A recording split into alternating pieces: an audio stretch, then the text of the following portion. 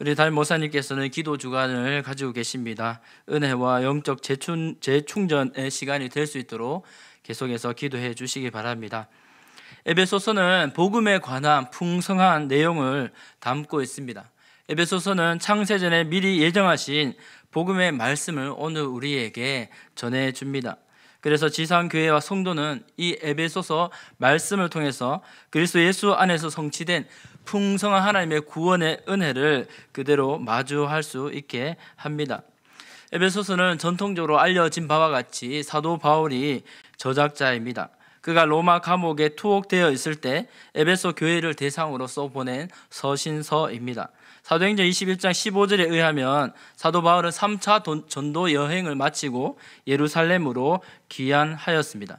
그러나 곧 예루살렘에서 강경파 유대인들에게 누명을 쓰게 되고 가이사라에서 약 2년간 감옥 생활을 하게 됩니다. 또 그가 상소했기 때문에 재판을 받기 위해 로마로 들어가서도 2년 정도 감옥에 머물게 됩니다. 그곳에서 사도 바울은 에베소 교회와 성도들의 소식들을 듣고 쓰게 된 옥중 서신입니다. 한편 일부에서는 이 사본의 1장 1절에 나오는 이 에베소에 있는 성도들이라는 문구가 나오지 않습니다. 그래서 그러한 사본들이 있는데 주장하기는 이 서신은 에베소뿐만 아니라 에베소 교회의 주위에 있는 교회들도 서로 회람할 수 있도록 의도한 것이 아닌가 추측도 합니다. 만약 그렇게 보면 어느 정도 말이 됩니다. 왜냐하면 에베소서에는 특정 에베소 교회에 관한 문제를 크게 다루지 않는 점에서 그렇습니다. 물론 에베소에서는 유대인과 이방인이 연합하는 문제, 예수 그리스도 안에서 하나됨이라는 주제를 다루고 있습니다만 큰 틀에서 보면 이 주제도 또한 모든 교회에게 적용되는 이슈라고 볼 수 있습니다. 종합하면 바울은 로마 감옥에서 그동안 하나님의 은혜로 세운 교회들을 잊지 않고 위에서 기도하며 또한 그들에게 편지를 보내고 있습니다. 여전히 불타는 목자의 마음과 또 아비의 마음으로 주님의 몸된 교회를 돌아보고 있는 사도 바울입니다. 그래서 에베소서 6장 21절에 보면 사랑받는 형제, 진실한 일꾼인 두기고를 너희에게 보낸다라고 말씀합니다. 아무튼 이러한 서신서의 목적은 무엇입니까? 당시의 교회들을 격려하고 성도들을 진리의 말씀으로 바로잡으며 연약한 믿음을 북돋아 주기 위함입니다. 오늘 우리는 에베소서를 읽었습니다. 이 에베소서의 1차의 목적은 오늘 읽지 않았지만 1장 1절과 같습니다. 하나님의 뜻으로 말미암아 그리스도 예수의 사도된 바울은 에베소에 있는 성도들과 그리스도의 예수 안에 있는 신실한 자들에게 편지하노니. 아멘. 그렇습니다. 이 바울의 편지를 받는 1차 대상은 에베소에 있는 성도들입니다. 예수 안에 있는 자들입니다. 좀 더 생각해 보면 바로 오늘 이 대구 땅 우리 동성교회에 있는 우리에게 주신 편지, 하나님의 말씀인 줄 믿습니다. 본문을 통해서 오늘 특별히 살펴볼 말씀은 하나님께서 베푸신 그 구원, 은혜에 대해서 하나님 편에서 사도 바울은 말씀하고 있습니다. 이 시간 말씀을 통해 풍성한 하나님의 구원의 은혜에 감사하고 감격하는 말씀의 시간이 되시기를 축복합니다. 첫 번째, 성도의 옛 주소입니다. 1절에 보면 그는 허물과 죄로 죽었던 너희를 살리셨도다 라고 말씀하고 있습니다. 사실 원문과 영어 성경과 다르게 되어 있습니다. 이전 성경에서도 너희의 허물 때문에 죽었던 너희를 살리셨도다 라고 하였는데 사실은 영어 성경이나 원문은 이런 뜻입니다. 당신들은 당신들의 죄와 허물들 안에서 죽었었습니다. 하나님께서 살리셨다라는 말이 없습니다. 전체적인 문맥상 한글 이전 지금의 번역 성경에서는 하나님께서 살리신 일에 초점을 맞추고 있습니다. 원문은 어떠할까요? 여러분은 죄 가운데서 죽었다라고 1절부터 시작합니다. 맞습니다. 괜찮습니다. 이렇게 보면 1절부터 죄로 인해 허물로 인해 죽었다라고 하면 1절부터 3절까지 같은 그 내용이 나오기 때문입니다. 바로 믿는 자들이 죄와 허물로 죽었던 영적인 옛 주소를 가리켜 주고 있습니다. 사도 바울은 하나님을 떠났던 절망적인 상태에 비참한 죄인의 상태를 일깨워 주고 있습니다. 1절에서 두 가지 정보를 알 수 있죠. 믿는 자들도 이전에 허물과 죄로 죽었다. 죄를 지었다. 그 다음은 믿는 자들이 이전에 그 허물과 죄로 죽게 되었다는 사실입니다. 여러분, 이 죽음이라는 사실은 우리가 공공연히 많이 듣고 또 사용하고 있습니다. 바로 영적인 죽음입니다. 모든 인류에 해당되는 말씀입니다. 태초에 하나님께서 천지를 창조하시고 사람을 만드셨습니다. 하나님이 에덴 동산에 낙원을 창설하시고 첫 사람인 아담에게 관리하라고 명하셨습니다. 한 가지, 선악을 알게 하는 나무 열매를 딱 먹지 말라고 지시하셨습니다. 하나님이 그 나무를 볼 때마다 그곳에서 하나님을 기억하고 하나님의 말씀을, 명령을 기억해야 했습니다. 다시 말하면 그 나무를 볼 때마다 하나님처럼 생각하며 두려움과 경외로 반응해야 했습니다. 그러나 어땠습니까? 실패했지요. 곧 뱀의 거짓말에 속아 넘어가 하지 말아야 할 일을 하고 불순종하고 말았습니다. 이 일이 아담의 허물입니다. 하나님이 명하시지 않는 모든 일로 이제는 한시도 죄를 짓지 않고는 살지 못하는 모든 인류의 뿌리가 되고 말았습니다. 오늘 인류는 이 죄의 쳇바퀴 속에 빠졌고 하나님이 하지 말라고 하신 반드시 죽게 된다는 그 하나님의 말씀대로 죽음에 처하게 되었습니다. 오늘 우리는 아담의 후손으로 이 땅에 존재하고 있습니다. 그 증거가 무엇일까요? 그 증거는 인간이 스스로는 허물과 죄에서 결코 빠져나올 수 없는 것입니다. 아담은 한순간 유혹에 빠져서 죄를 짓고 말았지만 이후에 모든 인류는 온갖 두려움과 불안과 죄책에 시달리게 되었습니다. 성경 창세기에서 결과적으로 낙원의 상실을 보여줍니다. 하나님이 주신 평안과 안식과 풍성한 즐거움을 다 잃어버린 것입니다. 오늘 우리의 모습도 그렇지 않습니까? 허물과 죄의 모습으로 하나님을 반역하는, 불순종하는 인생, 우리의 인류의 모습인 것입니다. 하나님을 떠난 그 자체가 모든 삶이 죄로 시작해서 허물로 끝나는 삶입니다. 온갖 풍요를 누리는 것 같지만 실상은 샬롬의 상실을 마음 깊이 맛보고 있습니다. 그 마음에조차 평안이 없는 것입니다. 그러므로 죄는 하나님과의 단절을 가져옵니다. 오늘 에베소서 표현의 말씀처럼 하지 말아야 할 일, 바로 허물이고 하나님이 말씀하지 않는 모든 일은 죄입니다. 그러므로 육신은 살았으나 죽었다고 선언합니다. 바로 우리의 영적인 옛 주소는 죄와 허물로 죽었다라고 하는 것입니다. 인간의 절망적인 상태가 여기 있습니다. 하나님의 구원 역사 없이, 하나님의 은혜 없이 절망적인 죽음의 상태에서 벗어날 소망이 없습니다. 2절 3절에서 그렇게 말씀해주고 있습니다. 우리 2절만 같이 한번 읽어보겠습니다. 시작. 그때 너희는 그 가운데서 행하여 이 세상 풍조를 따르고 공중의 권세 잡은 자를 따랐으니 곧 지금 불순종의 아들들 가운데서 역사하는 영이라. 그렇습니다. 원래는 사람이 어떻게 창조되었습니까? 거룩한 하나님의 형상대로, 하나님의 사랑의 교제가 넘치는 형상과 그 모양대로 지음받았습니다. 하지만 인간이 죄를 짓고 하나님의 영광의 빛을 잃은 그것으로 끝나지 않습니다. 더 처참한, 더 비참한 상황에 처하게 되었습니다. 마치 야곱의 자손들, 이스라엘 자손이 애굽 이집트 땅에서 바로의 아래에서 혹독한 노예 생활을 하는 것을 연상케 하고 있습니다. 바로는 폭군이죠. 그 폭군인 바로 아래서 진정한 자유를 누리지 못합니다. 노예가 무슨 선택권이 있습니까? 그 바로 아래에서 평안과 안식 없이 공포와 형벌만 맛보게 되었습니다. 오늘 2절에서 그 주소를, 옛 주소를 분명히 말씀해주고 있습니다. 허물과 죄로 죽은 자들의 모습은 좀 더 풀어보며 이렇습니다. 그 죄의 동네에 살 때에 하나님 없이 부와 권력, 세상 가치가 자랑하는 세상 풍조를 따를 수밖에 없었습니다. 왜냐하면 공중의 권세 잡은 자에게 속했기 때문입니다. 그 악한 영은 지금도 하나님을 모르는 자들 가운데 여전히 역사하고 있습니다. 그곳에서 영적인 눈이 가리워져 육체의 욕심과 본능으로만 살아가며 결국은 하나님의 진노와 형벌을 받게 될 것입니다. 그렇습니다. 우리는 이 두 나라, 하나님의 나라와 세상 풍조가 다스리는 세상 나라 가운데 살고 있습니다.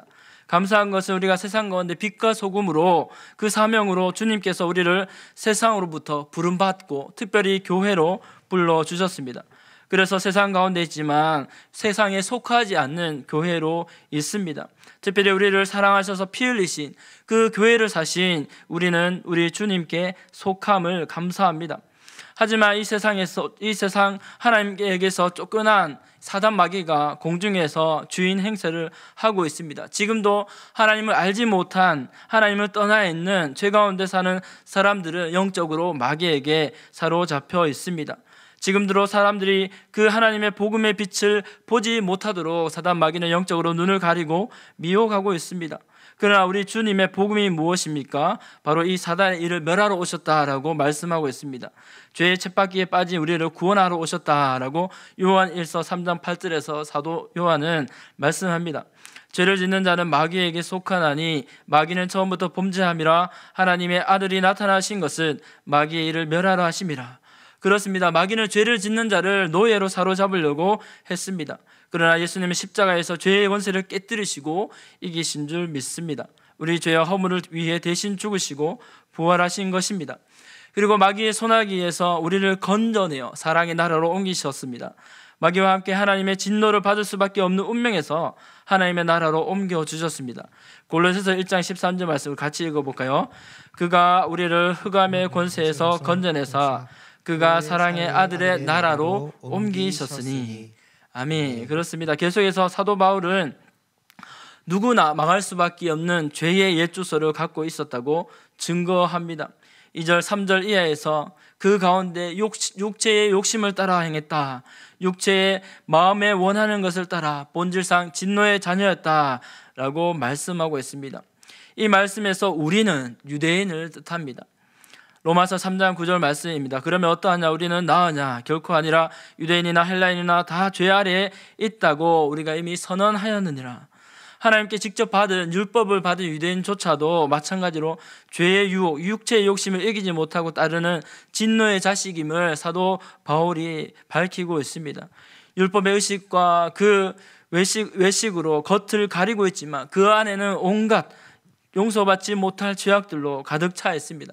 결국에는 유대인들도 율법 없는 이방인과 같이 진노받을 수밖에 없는 형편이었다라고 말씀하고 있습니다. 영적인 옛 주소, 당연히 소망이 없는 것을 말씀해주고 있습니다. 우리는 여전히 죄 가운데, 욕심 가운데 그것이 죄인지도 모르고 지냈던 그들의 모습을 보게 됩니다. 그렇습니다. 공중의 권세 잡은 자 마귀의 종노를 할 수밖에 없는 것을 보게 됩니다. 우리도 기억할 것은, 우리도 오늘날 마음의 욕심을 따라 행한다면, 여전히 죄 가운데 행한다면 우리 또한 영적인 눈이 멀어버릴 수 있음을 주의해야 합니다. 에베소서 4장 22절 이하에서 이렇게 말씀합니다. 우리 같이 읽어보겠습니다. 너희는 유혹의 욕심을 따라 썩어져가는 구습을 따르는 옛사람을 벗어버리고 오직 너희의 심령이 새롭게 되어 하나님을 따라 의와 진리의 거룩함으로 지으심을 받은 새 사람을 입으라. 그렇습니다. 우리 육신에 남아있는 죄의 근성은 날마다 잘라버리고 날마다 하나님의 영광의 유업을 상속받을 수 있는 하나님의 자녀, 거룩한 자녀로 거듭나야 됩니다. 창세기 12장에서는 하나님께서 메소포타미아 한가운데 살던 아브라함을 부르셨습니다. 나는 여호와께서 아브라함에게 이르시되 너는 너의 고향과 친척과 아버지 집을 떠나 내가 내게 보여줄 땅으로 가라라고 말씀하셨습니다. 그에게 새로운 사명을 주시고 아브라함에게 복이라는 미래를 약속해 주셨습니다. 애초에 아브라함이 살고 있던 메소포타미아 그 동네는 어떤 동네입니까? 바로 우상이 고도로 발달된 문명 도시였습니다. 그곳에서 살다간 죄 가운데 살다가 죄로 죽을 수밖에 없었을 것입니다. 그러나 하나님의 은혜로 부름받은 그는 하나님의 말씀을 따라 새 주소인 약속인 땅으로 나아가 약속대로 믿음의 조상이 되게 되었습니다.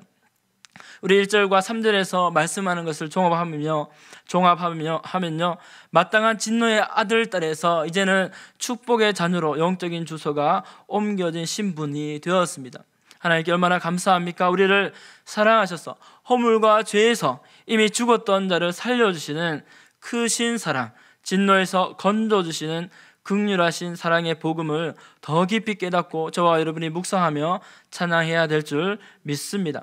두 번째로 성도의 새 주소입니다. 이제 4절부터 보면 영적인 새 주소에 대해서 분명하게 자세하게 소개하고 있습니다. 본질상 진노의 자녀에서 구원하시는 하나님의 은혜로 이사가게 된 성도의 모습을 알려주고 있습니다. 사랑하는 성도 여러분, 죄에서 살려주신 것도 감사한데 이제는 그리스도와 함께 저 하늘 높이 함께 일으키시고 함께 앉히셨다고 증거하고 있습니다. 우리의 영적인 주소가, 영적인 생명의 현 주소가 예수님과 함께 있는 자리입니다. 우리가 어렴풋이 기억하는 우리의 본적지는, 옛 주소는 어쩌면 죄와 허물 가운데 있었습니다. 그 본적지의 별명은 진노의 마을입니다. 그런데 하나님의 은혜로 우리 현 주소지는 하나님 나라가 되었습니다. 과연 성도의 현 주소는 무슨 나라, 무슨 구, 무슨 동네일까? 제가 한번 생각해 보았습니다. 주소가 어떻게 될까? 한번 생각해 보았습니다. 이렇게 되지 않을까요?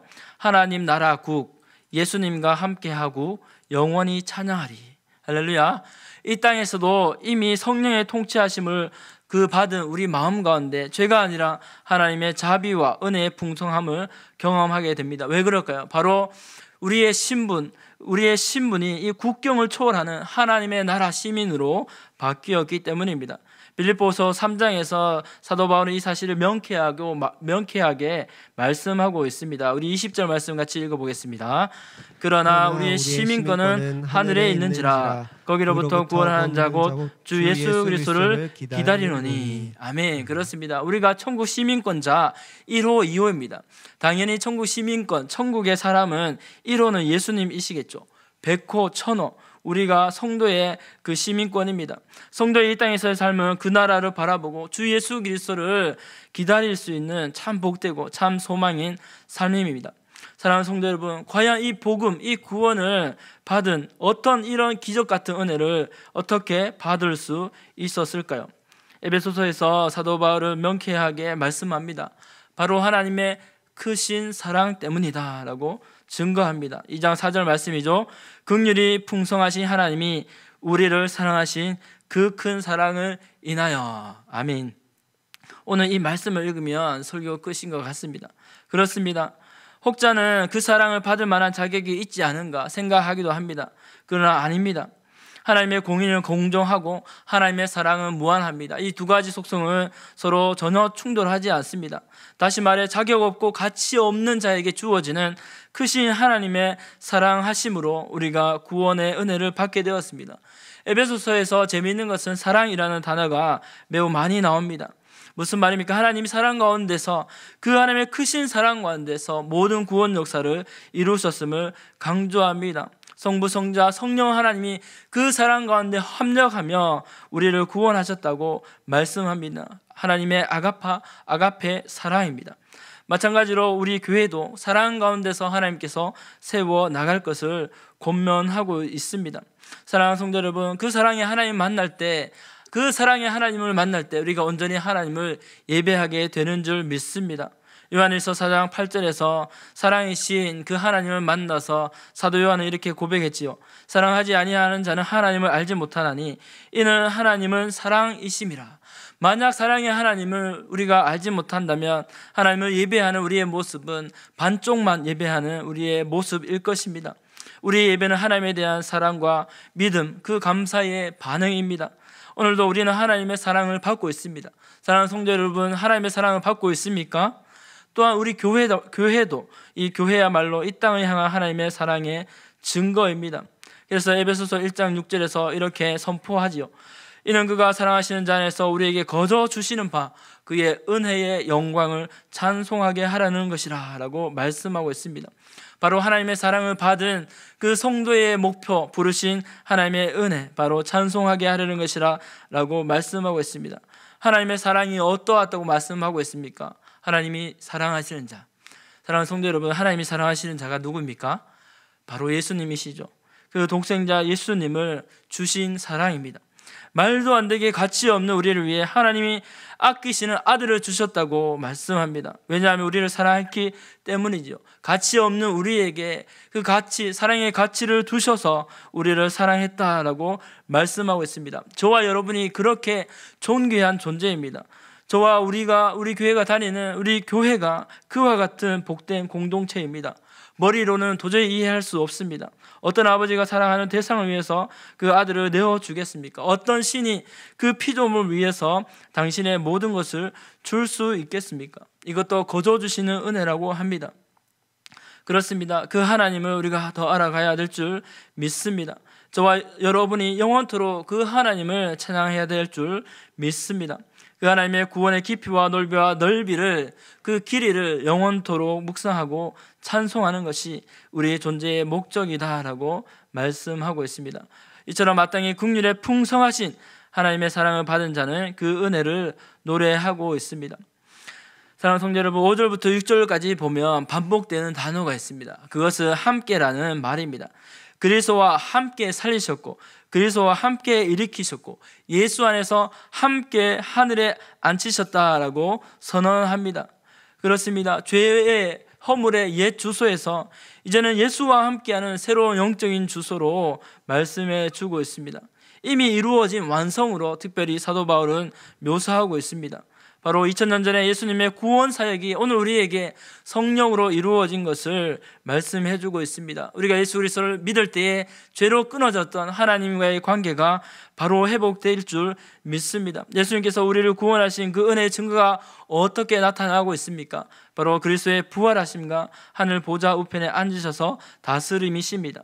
바로 우리가 그 예수님 옆에 앉게 된 것입니다. 예수님과 함께 살림 받고 일으킴 받았고 그 자리에 함께 일으킴을 받았습니다. 오늘 우리가 누리는 그 은혜는 어떠합니까? 우리 안에 죄로 말미암아 잡아있던, 자리 잡고 있던 두려움과 불안과 죄의 종로를 하던 것들이 우리 마음속에서, 우리의 속에서 그 뿌리가 뽑혀지게 된 것입니다. 하나님의 거룩한 성령으로 말미암아 뿐만 아니라 미움과 욕심과 분노와 마음과 악한 것들이 눈 녹듯 사라지게 되었습니다. 바로 하나님의 은혜로, 이 은혜로 예수 안에서 다시 살리심을 받고 다시 구원을 받았다라고 말씀하고 있습니다. 우리 오늘 2장 8절 말씀 우리 힘차게 한번 읽어보겠습니다. 시작. 너희는 그 은혜에 의하여 믿음으로 말미암아 구원을 받았으니 이것은 너희에게서 난 것이 아니요 하나님의 선물이라. 아멘. 이것은 사도 바울이 듣기 좋아라고 하는 말이 아닐 줄 믿습니다. 말씀 그대로 하나님의 은혜 안에서 우리가 우리의 영적 신분이 완전히 회복되었음을 믿으시기 바랍니다. 이것이 복음입니다. 하나님이 주시는 은혜의 선물이라고 사도 바울은 쉽게 설명해 주고 있습니다. 어떤 선물입니까? 누구든지 예수를 믿기만 하면, 그분을 영접하기만 하면 구원의 선물을 받게 됩니다. 유대인, 이방인 누구든지 남녀노소를 불문하고 예수 그리스도를 믿고 영접하면 진노의 아들, 딸에서 하나님의 자녀가 되는 것입니다. 사랑하는 성도 여러분, 놀라운 것은 이 믿음조차도 하나님의 주신 선물 안에 포함되어 있습니다. 이 땅에서 가장 귀한 것들은 거저 받고 거저 주어져 있습니다. 이 세상에서 중요한 공기와 물과 태양빛과 우리가 사는 이 지구 등 하나님의 일반 은혜에 속한 것들로서 우리에게 주신 선물입니다. 다시 말하면 하나님의 은혜이지요. 특별히 구원 역사는 하나님께서 우리에게 허락하신 놀라운 영원토록 찬송받으실 하나님의 은혜입니다. 우리가 사망에서 그 죄에서 건진받게 한 하나님의 은혜입니다. 그렇다면 이 은혜를 누가 자랑할 수 있을까요? 누구의 행위로 말미암은 것일까요? 전혀 그렇지 않습니다. 행위에서 난 것이 아니니 이는 누구든지 자랑하지 못하리에 함이라 라고 말씀합니다. 구원은 오직 하나님께로, 하나님으로 말미암은 은혜이다 라고 말씀하고 있습니다. 그러므로 마지막 예수님께서 오실 때에 계시록에 많은 성도들이 이렇게 노래합니다. 요한계시록 7장 9절 10절 말씀입니다. 제가 읽어드리겠습니다. 이 일 후에 내가 보니 각 나라와 족속과 백성과 방언에서 아무도 능히 셀 수 없는 큰 무리가 나와 흰 옷을 입고 손에 종려 가지를 들고 보좌 앞과 어린 양 앞에 서서 큰 소리로 외쳐 이르되 구원하심이 보좌에 앉으신 우리 하나님과 어린 양에게 있도다 하니. 아멘. 그렇습니다. 하나님의 구원하심이 오직 하나님께 있음을 영광 돌리고 있습니다. 말씀을 정리하겠습니다. 죄와 허물로 죽은 옛 주소의 자리에서 이제 구원받은 자리, 구원의 새 주소로 옮겨진 우리의 모습입니다. 또한 교회는 하나님의 그러한 놀라운 은혜를 받은 자들의 모임이요 공동체입니다. 여전히 우리 가운데 죄와 씨름하는 모습이 있습니다. 그러나 완전하신, 완전히 승리하신 예수님을 바라보며 거룩한 하나님의 나라를 향해 전진하고 있습니다. 우리가 그러한 은혜로 살아가게 됩니다. 예수 그리스도 안에 있는 하나님의 은혜는 죄 가운데 죽었던 우리를 넉넉히 은혜의 보좌 앞으로 인도하시고도 남음이 있는 줄 믿습니다. 하나님의 은혜가 전혀 모자르지 않은 것입니다. 1부터 10까지 이루신 하나님의 구원 사역이기 때문입니다. 교회 또한 세상에서 가장 이러한 완전하고 가치 있는 구원의 선물을 받은 공동체입니다. 그러므로 하나님께 아무것도 자랑할 수 없습니다. 바라기는 그 은혜가 오늘 우리와 교회를 통해 세상 가운데와 또한 오는 세대 가운데 계속해서 흘러가야 될 것입니다. 바라기는 하나님의 은혜와 그 은혜의 복음의 넓이와 길이와 높이와 깊이를 우리도 충만히 경험하시기를 소망합니다. 그 놀라운 은혜의 역사가 우리에게서 멈추지 않고 저와 우리와 또한 우리 교회를 통해 흘러가는 데 쓰임받는 저와 여러분이 되시기를 주님의 이름으로 축복합니다. 기도하겠습니다.